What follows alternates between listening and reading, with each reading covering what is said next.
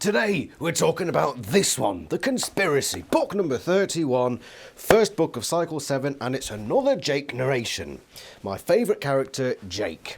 This one is ghostwritten by Laura Battyanyi-Weiss, and this is the first time that a ghostwriter has written more than one book. So Laura wrote number 27, The Exposed. Now how does Laura do in this book?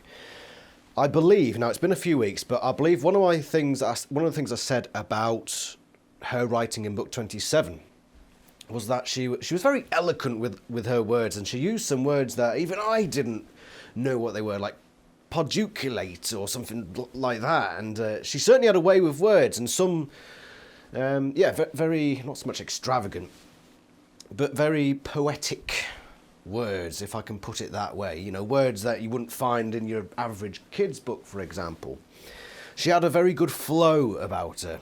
Think what you will about book 27 and its plot, but it was a very well-written book, and I thought for the most part she did brilliantly.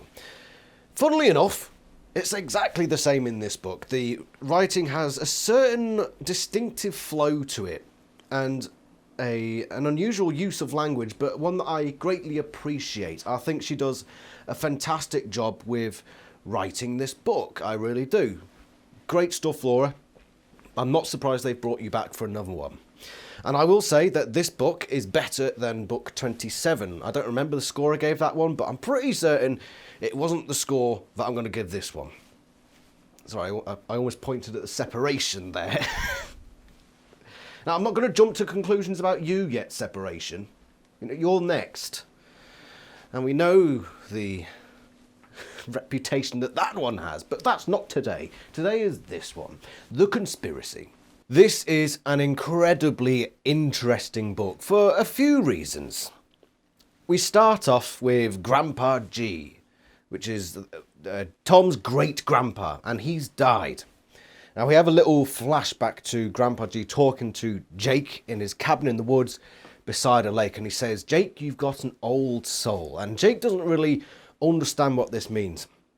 But if you put it into the context of Grandpa G, as he's known, being a war veteran, having served in the Second World War, if I'm not mistaken, and Jake, by the end of this book, starts to understand more of what Grandpa G was talking about. What happens next? Jake gets home and finds out that this has happened. His mother, Jean, has gone to see the great-grandmother, gone to this cabin that's far away out in the woods in the middle of nowhere. And it turns out Steve Berenson, Jake's father, and Tom, his brother, and Jake himself, are going to go to this cabin for the funeral, and they're going to be there for 4 days. Now, what we know about the Yerks is that they survive for 3 days maximum without chondronery, so obviously Tom is in a bit of a pickle, as it were, and he's pissed, and he's trying everything he can to get out of going, and Jake sees this opportunity. And there are a lot of little interactions, not so much interactions between Jake and Tom, but Jake thinking about Tom and the Yerk inside Tom and how much he hates him. And it gets progressively more pronounced as the book goes along. He notices how Tom looks at Steve Berenson, the father. Once Steve Berenson ensures Tom that he will be going to this cabin for this funeral, and how he looks at Steve with this utter hatred, this Yerk hatred, just looking at him thinking, "You are in my way." Okay? And Jake sees that and he thinks, we might have a problem here. Jake goes out to think about this, and he bumps into Marco, and they start talking, and they get back to Jake's house, and they notice that Steve's car has gone. I am going to keep referring to him as Steve, that is Jake's dad, so anytime I say Steve, you know who it is. You should know by now. You're Animorphs fans, you know this stuff, don't you? Right, so Steve's car has gone, and Jake's like, what's going on here? So the Animorphs, how many of them were there? I can't quite remember, but Marco was definitely there. They go to, well no, firstly they contact the Chi. Good old Chi, always there. They've been in like the past 7 books and they're here again. They call Eric via a payphone because they don't want to call him from their house and say, how can we find out where he's gone? And Eric's solution to this is call him, but don't see anything. I'll interrupt the frequencies and talk and find out where he is. Okay. I mean, fair enough. And they essentially narrow it down to this 6-block radius. So Jake and Marco fly out there. And they find out that Steve and Tom have gone into some antique shop somewhere. That's where the Yerks are going. And there's a few other things going around. So they have to come up with a plan. And the plan is for Marco to set off all the car alarms. So they all come outside. And what he's going to do is he's going to damage Steve's car and Chapman's car, which is a bit strange.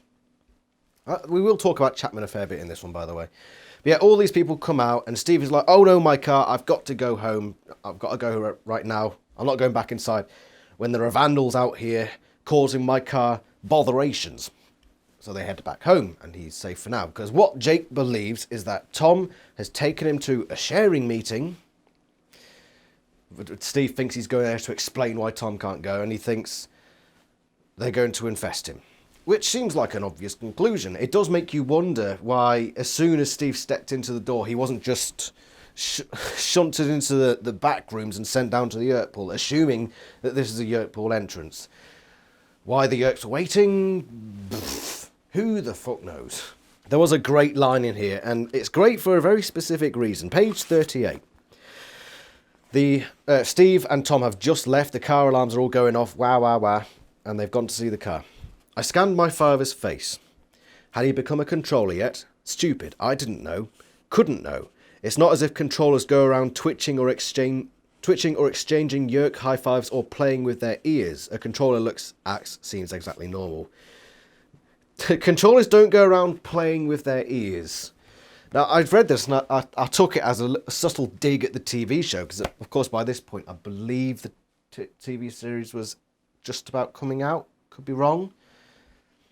It could be, but if it had come out, I'm imagining that was a dig at the TV show, where every time they had to figure out if someone was a Yerk, somebody would go like that, or like that, and they say, Yerk, it is you.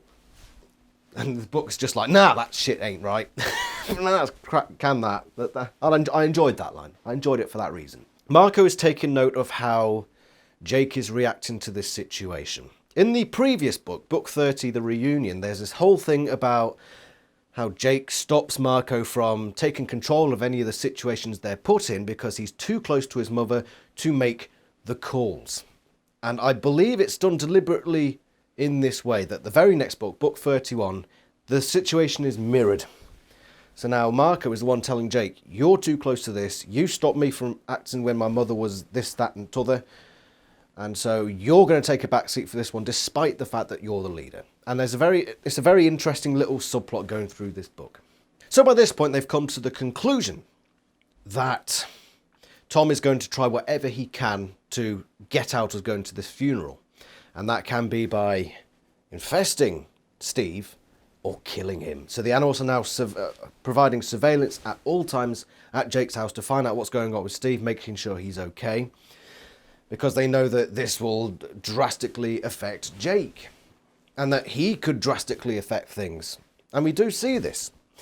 So the next scene, there's a few of these different scenes, but the next one is they follow Steve to work. He goes to the hospital where he works. He's a doctor, as far as I'm aware. He goes to the car park and there's this bearded guy yelling at him, oh, fuck you bastards, you know, that sort of shit. And nothing happens from that. And he's in work, does his thing, comes out, and that bearded guy, like, fucking you again, you fucking twazzock. And he's still there. And then he starts following. And it is Jake, Axe, and Tobias here, because the others are off elsewhere. So Jake, Axe, and Tobias are there, watching this going on. Jake is in cockroach morph, because he's been spying on Steve all day, underneath his trouser legs. Yeah, that's a long scene, that nothing really notable comes out of it, so I'm just going to skim over that. Apart from the fact that Steve, cockroach crawls up his leg, he just goes, and then just gives up and thinks, oh, there might be a cockroach on my leg. Who gives a shit anymore? I'm working with it. But yeah, whatever, that's that scene. And this bearded guy is apparently, according to the book, 1.5 meters behind. So that's like this. You're the camera, and I'm trundling along behind you at this pace. And Jake, in that time, from that point, from when he's 1.5 meters behind, is able to crawl all the way up Steve's leg, all the way up onto the back of his thing. Remember, he's a cockroach. They can't move that fast, surely. And then jump at the guy's face. Jump! And blah! And scare you. And the guy's like, fucking all this and all that. Fucking beetles and crap. It turns out this guy wasn't a controller. It's just that Steve had nicked his parking space. And they have this whole kerfuffle about that. But Jake had hesitated. Now, we know that he's the leader and he's expected to make decisions. But as this guy was approaching 1.5 meters away, he didn't give Tobias and Axe any orders. And Tobias starts swooping down. Last minute, Jake says, back off, but it's too late by that point. Tobias, while Jake is on this guy's head, Tobias snatches this bearded guy's toupee and flies off. So Jake hadn't given the orders, and Tobias and Axe had acted on instinct. And the Animorphs believe this to be because Jake is unable to make these calls because, similar to the last book, they didn't trust Marco to make the calls when his mother is involved, okay? So that was that scene done. And then it happens again. So they're at home. Jake is in his house pretending to be sick. His father, Steve, and Tom come back. And Steve is out doing the hosing the lawn, watering the lawn. Was he mowing the lawn? One of those two. And what's happening in the background behind all this is Tom is on the phone to Chapman, of all people, of course, because Chapman's there again, saying, right, now's the time, give it all that gun, drive-by, that crap. And Jake has gone out to have a look around. He's morphed the Peregrine Falcon. He's up with Tobias, who's come round to see, without Jake's permission, of course. And they're looking down and they see this black car with Chapman in it, and he's with a guy who's holding a gun, and this car is about 6 blocks away. So Jake rushes down, lands on the roof, and starts to demorph on the roof in broad daylight. And Tobias is like, what the frick are you doing? Right, I'm just going to provide cover for you. I'm going to do what I can, but this is fucking stupid. And Jake nearly falls off the roof, which would nearly gave him away because Tom was in the kitchen looking outwards. But what happens then is that he quickly rushes to Steve, says, I'll do that, you go do t'other thing. And as soon as this black car this part's a bit silly. The black car is there, drive-by shooting, and apparently he's just sort of pulled up and is waiting there, and Jake is able to, he's close enough that he can just spray into the car, and they're like, I cannot handle this water, this liquid, I don't know what it is. Don't shoot him anymore, we don't know what, this could be gasoline, we could set ourselves up, I don't fucking know. But their plan is apparently foiled, and Steve survives yet again. Now, we're seeing at this point the extent the Yeerks are willing to go to protect Tom's Yeerk. Now, we don't know what rank Tom's Yeerk is. We know it's not the same Yeerk from prior to book 6. So, it's, as far as we know, it's just another standard Yeerk. I mean, what use is Tom? He's just a teenager, essentially. Perhaps an older teenager, but what does he hold in society? Probably very little.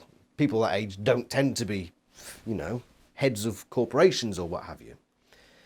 But this is the length we're apparently willing to go to save Tom. Now this becomes relevant towards the end, but we'll crack on for now. This is when we have the big meeting in the barn. Axe and Rachel are left at Jake's house, and his reasoning for that is they would just, and this is understandable, they would just go in and do what had to be done.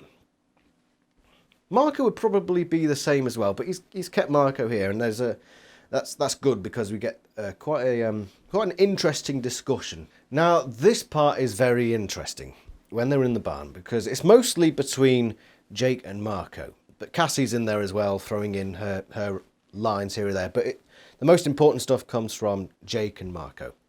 You remember the last book, the reunion, where Marco was told to stand back because he would put the animals in danger. And he already had, remember in the first 1 or 2 chapters, I think it was the second chapter, where he's in an elevator full of people and he morphs with only a newspaper to protect him.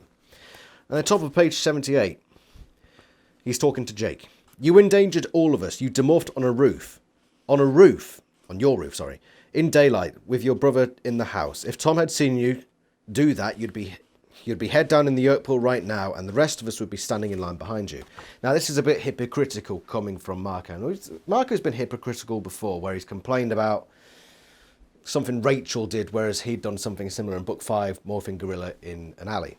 But he put the team in danger by morphing in the elevator simply to follow his mother. And now he's having a go at Jake for morphing in broad daylight, essentially. Marco, you've just done it yourself, essentially. Not broad daylight, but in the light of a freaking busy elevator, which, let's face it, is probably even more dangerous, honestly. What's the matter with you all? I cried. This is Jake speaking. That was my father. My father. I'm supposed to just stand by and do nothing? And this is the hypocrisy of Jake coming in. Both of them are just being total hypocrites here. Because Jake in the last book was telling Marco, you stand back. This is too personal to you. You're removed from any decision making here. And now Jake is like, but it's my dad. Am I just supposed to do nothing? What is this? Both of these characters are showing their hypocritical side, and they fall out. Proper fall out. So page 80. I really don't know what to make of this bit. So they've had their tussle, this verbal tussle. They have a vote where they decide whether Jake has a say on the decision or not, and they vote in Jake's favour. Mostly because of Tobias splitting the vote in a way that wasn't foreseen. But well, I think the more important part here is the reaction from Jake and Marco. Marco hesitated. He knew the vote had gone against him. At worst, he had Cassie on his side. That was 2 against 3, leaving Axe out. Finally, Marco nodded. Okay, we go on the offensive. He tried a semblance of his usual humour. I always wanted to die kicking and screaming. He stepped towards me. He held out his hand. Nothing personal, Jake. I was just looking out for the group. I left his hand hanging in mid-air. After a while, he withdrew it. I don't actually know what to make of this. I don't know what to make of this part where... Is it out of character for Jake to leave Marco hanging like that? Is it? I think this is something that I need... this has got to be left to the viewers, I think, because for one of the only times in reading this series, I'm lost.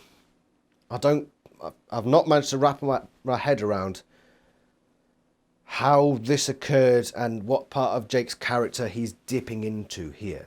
I'm not saying it's out of character. The author did a bad job of establishing Jake's character, because from the rest of the book and from book 27, she has a good handle on Jake's character. She doesn't get his character wrong. But this moment is just... I'm having to step back and think, what is the underlying thing going on here between Jake and Marco? Is it because they've pointed out each other's hypocrisies and Jake resents the fact that Marco is not letting him lead on this decision? Is Jake now suddenly so engulfed in the idea of being the leader that he's unwilling to let it go? And because Marco has told him, you have to let it go, Jake is resentful towards that. That's, I believe, the most logical solution, answer to the problem. But for him to leave Marco hanging like that, it just seemed bizarre to me. Bizarre and really interesting. A really interesting little interaction that, yeah, it's a funny one, really, isn't it? Do you, like me, believe that this is because Jake has gotten too far into being a leader now that he's unwilling to let it go and to let the other team, when necessary, take the decision for him? Have a think about it. If that is the case, then I think it's quite a nice bit of character development, because prior to book 16, where we started to see this change, book 16 and to an extent the David trilogy, those I think are 2 key parts of the series for Jake. But before definitely book 16, he didn't want to be the leader, really. He wasn't very good at it. Not very good at it at all. And he would allow others to take on more responsibility. But after those 2 sort of sections of it, he has become much more of a leader. And he takes the big decisions. So from him in book 16 saying, oh, I don't know what decisions to make, can't somebody else make this decision? To now in the series where he's saying, I make the decisions and I do not want you encroaching upon that. That's brilliant. I absolutely love it. Jake has come up with a plan after this exchange with Marco, and the plan is a bizarre one. They're going to kidnap Chapman. Yes, Chapman's there again. He was at the antique shop. He was the one driving the assassin. And now they're going to kidnap Chapman. So what they do is they go to Chapman's house. Axe is sort of mostly morphed to human, so he's not quite recognisable. Knocks on the door, says, "Can Melissa come out?" Door opens. Melissa steps out. They take Melissa out of the house and then proceed to bulldoze it, rhinoceros morph, grizzly morph, what have you. They knock Miss Chapman out of the way and then proceed to chase after Hendrik Chapman. And there's a bit of a scuffle, there's a few gunshots going off. Jake and Marco are badly wounded, but they make it out alive. And end result is they have Chapman. And their idea then is to, kidnap him basically. And their great idea is to take him across the road to, basically a building across the road, like 200 feet away. And keep him in there thinking, oh, nobody will find us here. Right. Yeah, I understand the idea behind, they won't find us right under their nose, but that doesn't really work well in these situations in real life. Because, one of the first things they do for missing persons, sniffer dogs. You get a sniffer dog in there. Oh, he's just over there. Great. Send in the lads. It wouldn't work. They'd have sniffer dogs there. I'm 99% sure that would be one of the first things that police would do. Bring the sniffer dogs in, see if we can find him from there. And they would find them in an instant. Within the day, at least. Within the day at most, a few hours, tops. But because this is Animorphs and we just want to carry on with the plot, we'll just crack on, yes.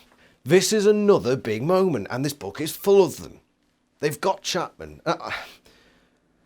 I am a bit annoyed, really, at the Animorphs here, because they're treating Chapman really roughly, and not at one point does one of them say, yes, this is a Yeerk, and he's, as far as we know, currently a Yeerk lieutenant for you Americans out there. But we also know that the host, Chapman, became a voluntary controller to protect his daughter.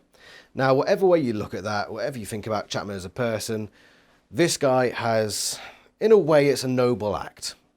Chapman has done a noble act by sacrificing his own freedom for the sake of his daughter. That's a good thing. But not once do they say, right, we're torturing this guy. Not once are they saying, how's the real, what do we do about the real Chapman? How do we take his well-being into consideration? And also when they come into this place and Marco apparently just unceremoniously throws him to the floor, you think, I mean, come on now. Come on. Yeah, it's a Yeerk, but there's also an innocent host in there. Show a bit more respect, Marco, please. But not, the other animals as well, and they proceed to torture him. Yeah, I just said that as if it was this small thing. Axe proceeds to torture him.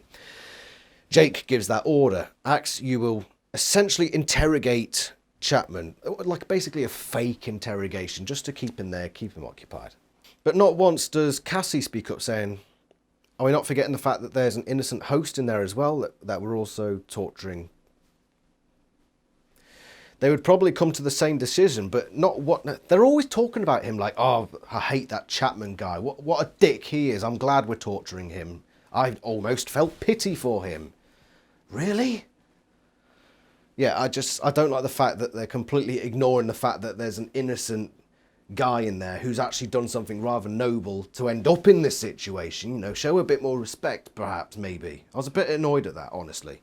Axe is a bit pissed off at all this. So Jake comes back later on, because apparently the police haven't brought the sniffer dogs out, and Axe is still torturing Chapman in this place. And Axe has a moment where he is genuinely angry with Jake, and he says, what you've made me done has brought me dishonour and shame and all these naughty things. And Jake is like, I'm sorry, but that's what we have to do. And Axe was like, I will never do this again, and I hate the fact that I've had to do this. Does make you look at Axe in a strange way as well. So Axe, from the very start, knows that this is something that he despises and that he hates to do. But because he's been given this order, he's doing it anyway. I hate to bring up the Nazis, right? But what was the thing where a lot of these Nazis said, I was just following orders. I was just following orders. And they were prosecuted anyway because, well, that's not a very good excuse. If your commander gave you an order to stab your mother in the face, would you do it? No, you would rightfully drop the knife and say, fuck you, I'm not listening to a word you say anymore, you utter cretin. Have at you. And yeah, so Axe, judging by this, is one of those thoughts that he will step into line and do what he's told, no matter what his principles tell him. That's an interesting bit of character development here for Axe. And he's all in a fuss. Oh, I can't believe you made me do this, but I did it anyway because you told me to. And it's a bit... I mean, I understand from... In these sorts... You are supposed to listen to the orders of your command. To a certain degree. It's a difficult one. Being in the military, you know, they tell you, you follow your orders, you do what you're told, because that's how the hierarchical structure of the military works. That's how it's effective. That's how it's been effective for as long as time immemorial. That's how it's always been, effectively. And it's better for it. But then you get this sort of situation where what if command gives you something that's completely unethical to do? Difficult questions. And this is an Animorphs YouTube channel, so I'm going to cut it there. If you're interested in those discussions, there's probably a philosophy bloody channel out there you can go watch. Be my guest. But don't forget, before you go do that, watch the rest of the video and leave a like. If I make you smile, leave a like. I don't say that enough, really, do I? The next big question for me is thus. How does Chapman being kidnapped stop the Yeerks from trying to do something about Steve? Now, forgive me. But the Yeerks are an intergalactic race. They are capable of spaceflight. They're capable of creating, according to the last book, brainwave interfaces. You know, pretty high-tech stuff. Holograms. They've invaded countless races. The Hork-Bajir, Nahara, Taxons, Geds, Stram, Mac. All these races. Project, I think, was one of them as well. Are you trying to tell me that they don't know how to multitask? Are you trying to tell me that this galactic empire, they can't multitask? They can't say, right, this problem's turned up, right, forget about everything else, right? We've got to do this thing one at a time, lads. No! All right, Chapman's kidnapped. The command should say, right, we'll delegate some troops over there to sort that out, to maybe go look for him. You sort out Steve Berenson and do it now.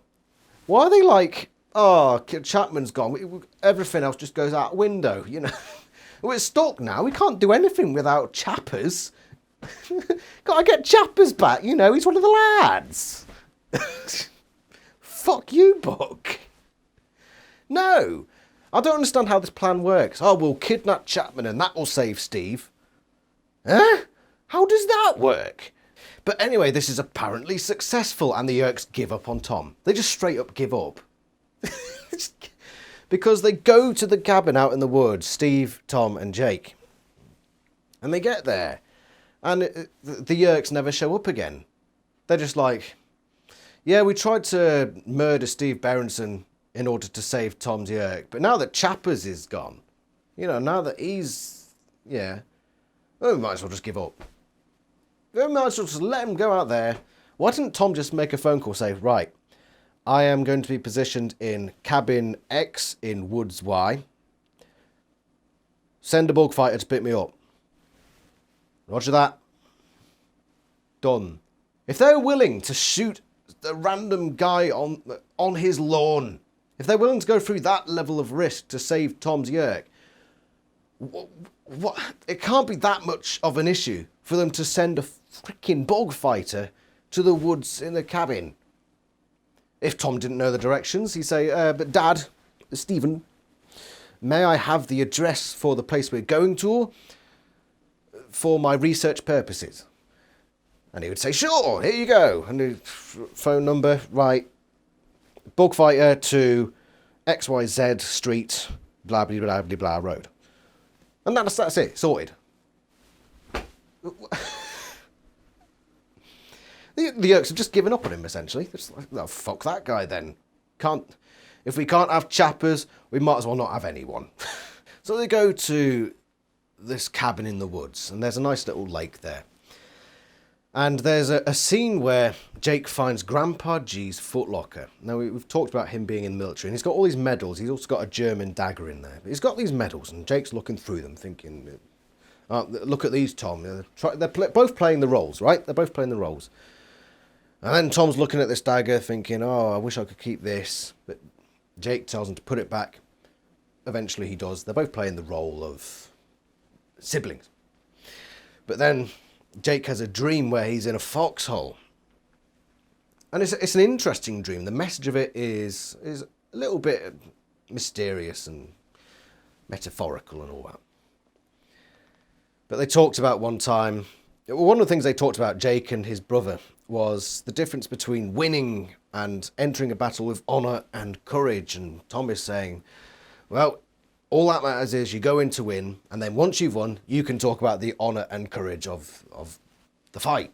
And Jake disagrees. He says, no, honour and courage is something you should go into the fight with. And it's quite an interesting little discussion and puts Jake's character into a bit more perspective. This is what sets him apart from Marco, because Marco is very much like Tom is talking right now. We win first, we deal with the honour and courage later on. So interesting that Tom's mindset is very much aligned with Marco's here. But regardless, he has this dream.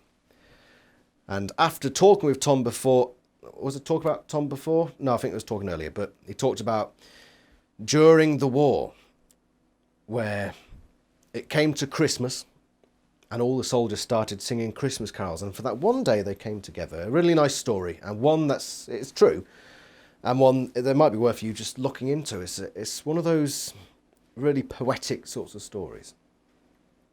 But he has a dream about that, and then he's talking to these other soldiers in these different foxholes, and suddenly one of them is there and stabs him with this German dagger. And the point, I've just finished reading the book now, so I usually give myself a day to think about the story before I get in front of the camera. But for unforeseen circumstances, I've had to finish the book just before I got in front of the camera to make sure that this video gets up on time. So I haven't had much time to think about these sorts of little messages, so I'm leaving it to you this time. But I thought it was an interesting dream. And then Jake wakes up, wake up. And he sees that Tom is no longer sleeping in his bed. It's late at night, and the German dagger is gone. So he thinks, damn it, it's happening now. Walks outside. Steve and Tom are sitting out on the pier over there.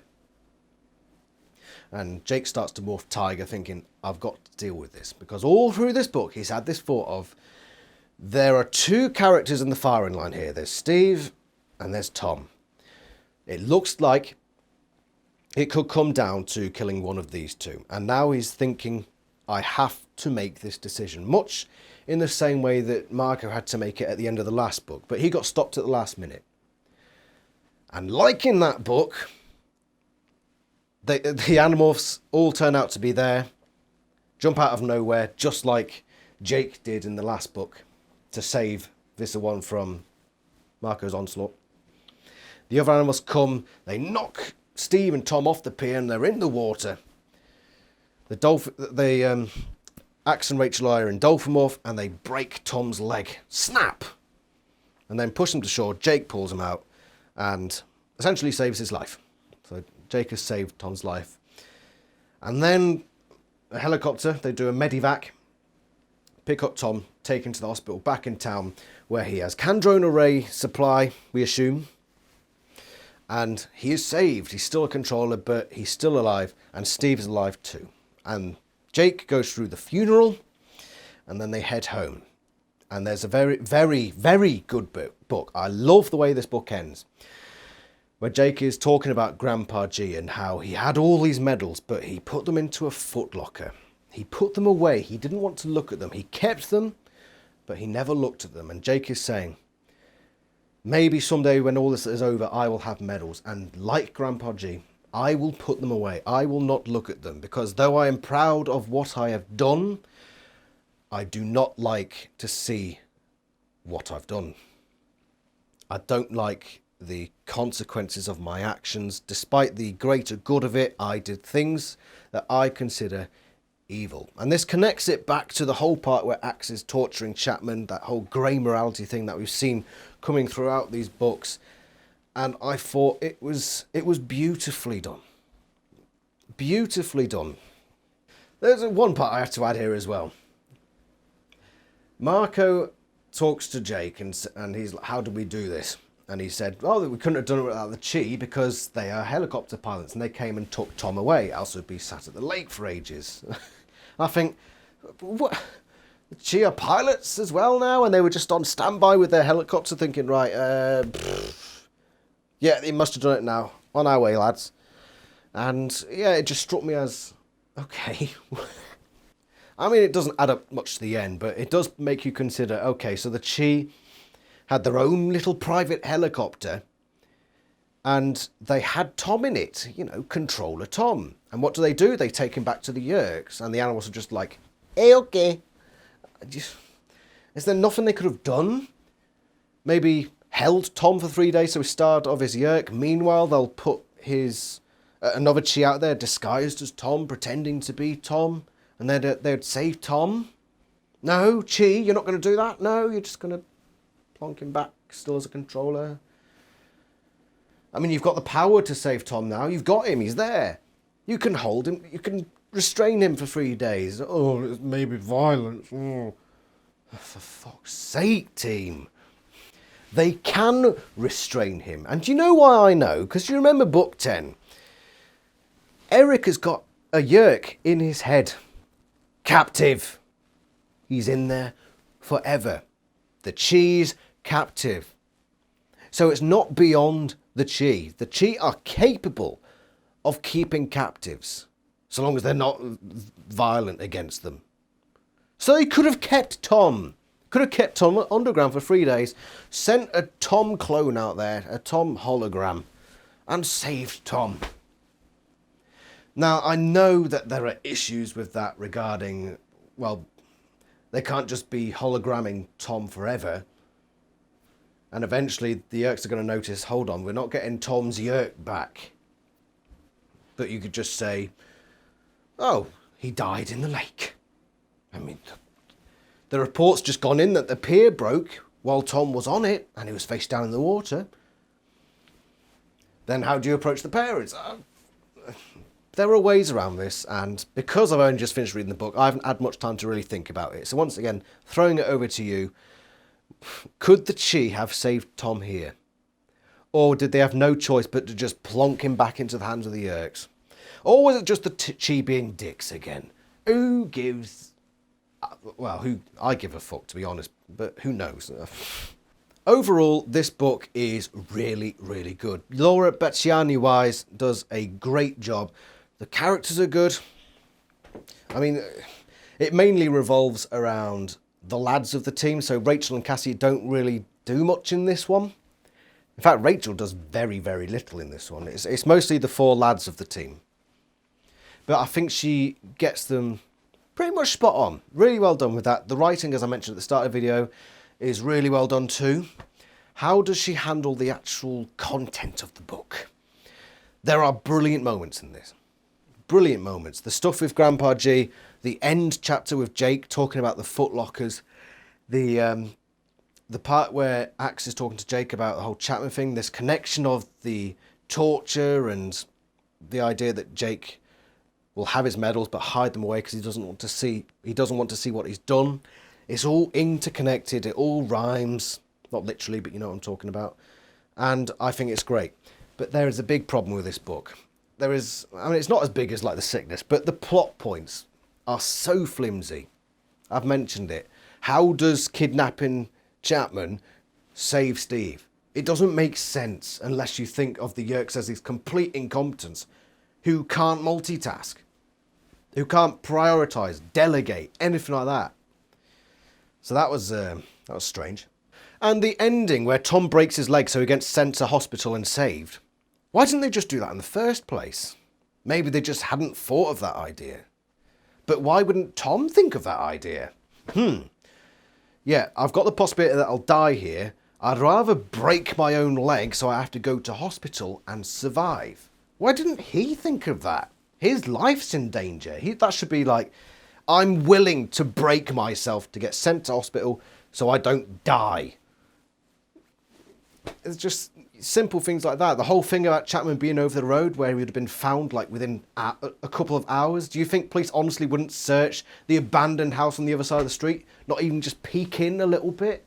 Yeah, it's just silly plot things like that that stop this from being a 10 out of 10. Because aside from that, it is a fantastic book. Really good book. And I will point out one last thing as well before I jump into the scores. Somebody put a meme up, I believe on the Facebook page. And you know the meme template where it's from the... Hold on a minute. Here it is. It's this page here.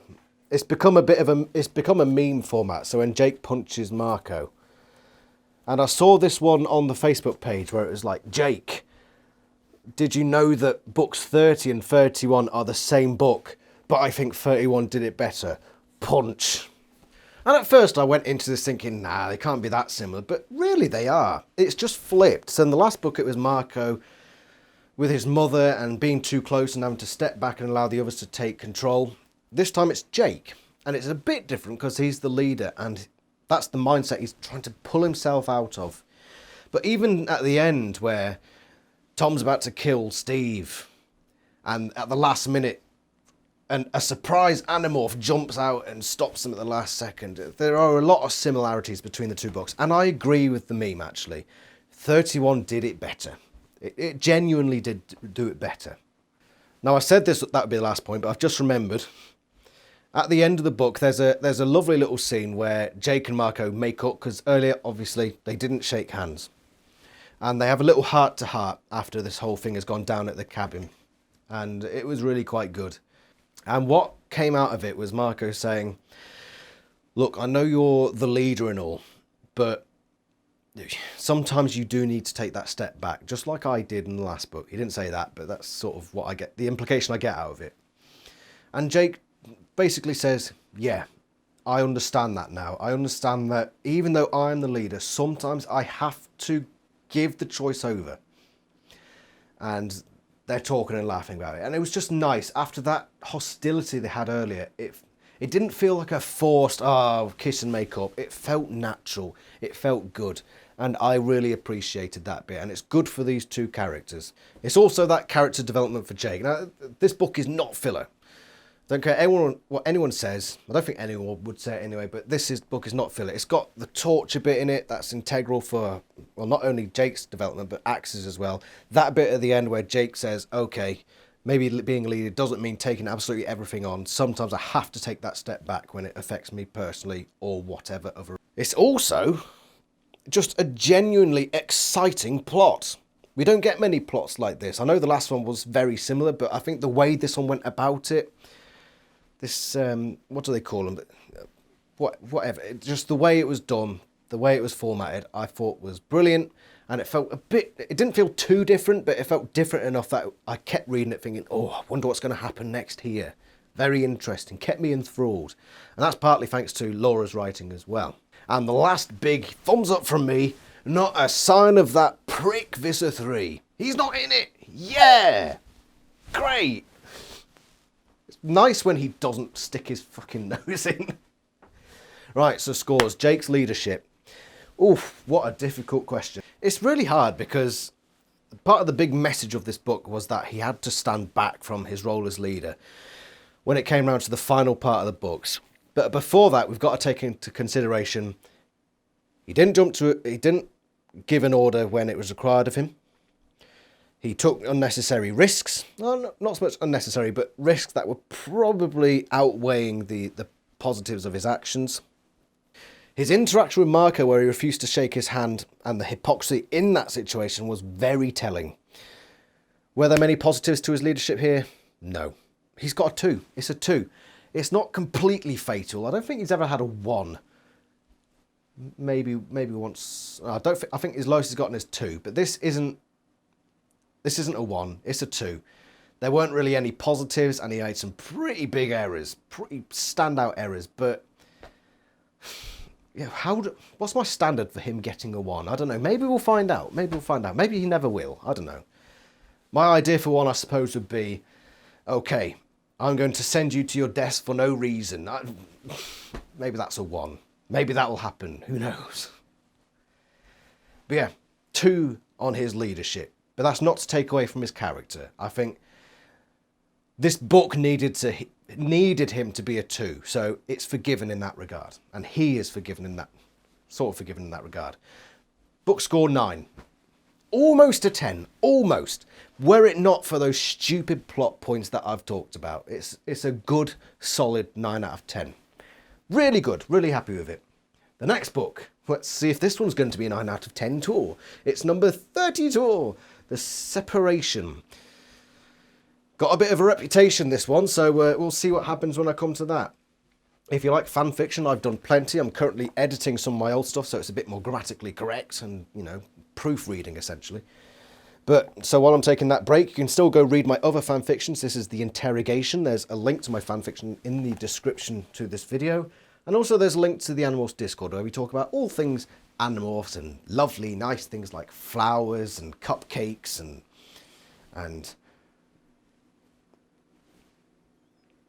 we don't talk about those things. So thank you very much for watching. This has been a very interesting one. A lot of things that I've thrown over to you because I haven't had much chance to think it over in my own head. I need to plan ahead further.